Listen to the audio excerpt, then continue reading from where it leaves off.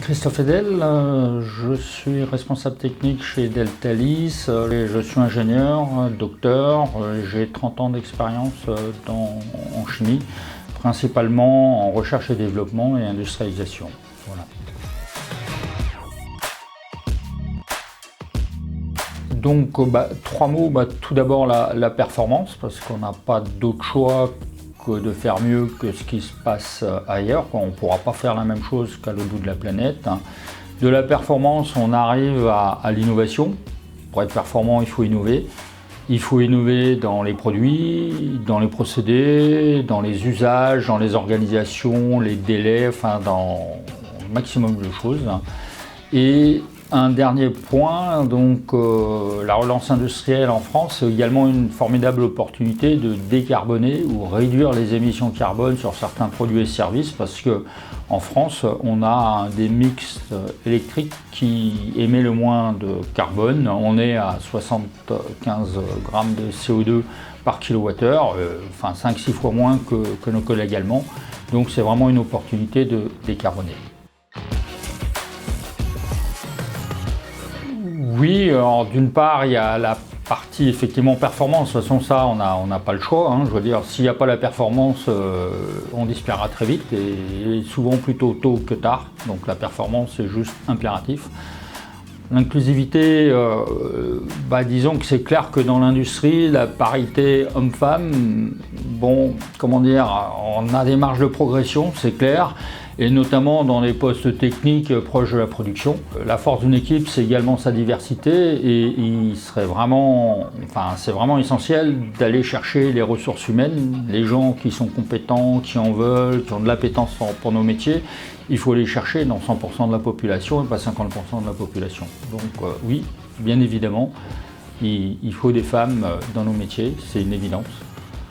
Durable, chez Deltalis, on est plutôt dans une échelle, plutôt dans le haut du panier, avec donc des offres de solutions de filtration pour du biogaz, donc du gaz renouvelable, peu carboné, et on fait ça avec des médias filtrants issus de l'économie circulaire et locale.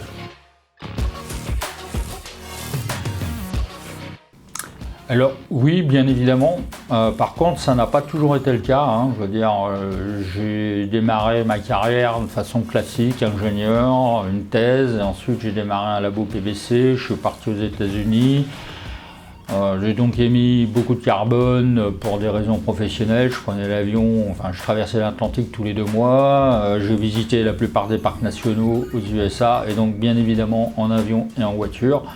Donc j'avais une empreinte carbone catastrophique. Revenant en France, en 2003 on avait canicule. J'ai bien vu qu'il y avait des choses qui avaient un peu changé en montagne, mais à l'époque je n'avais pas encore compris que notre mode de vie carboné avait déclenché un changement systémique et catastrophique. La prise de conscience est arrivée progressivement, beaucoup plus tard. Probablement un peu à cause des enfants, quoi. En gros, il faut que je puisse leur dire que je n'ai pas passé mon temps à m'amuser dans un monde carboné, mais que oui, j'ai mis les mains dans le cambouis pour aider, pour aller dans la bonne direction.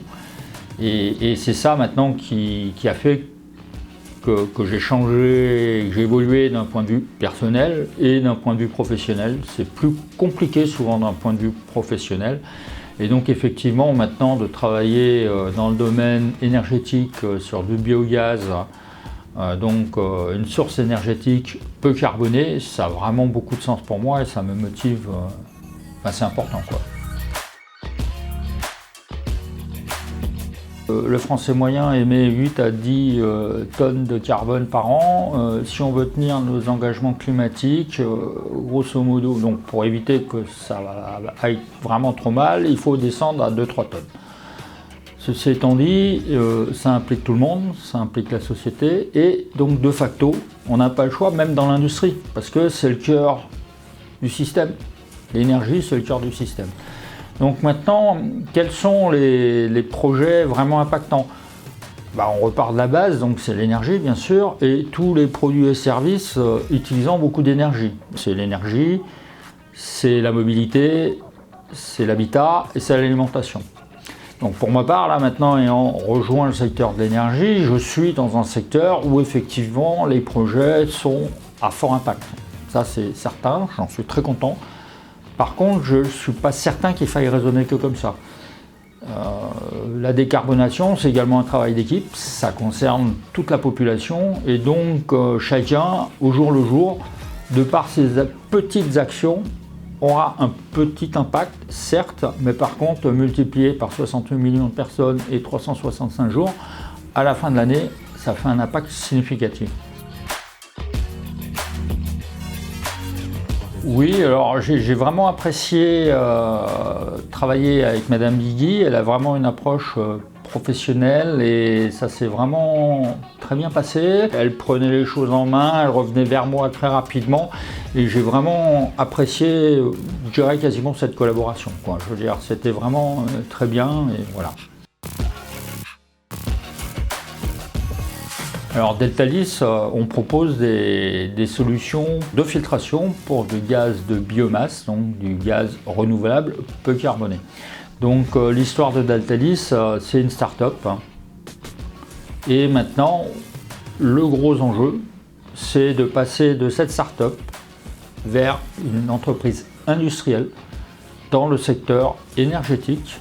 Et le plus on arrivera à faire cette transition, le plus on aura d'impact sur le système énergétique. Les enjeux sont là, c'est d'arriver à faire cette transition et de grandir en conservant notre éthique.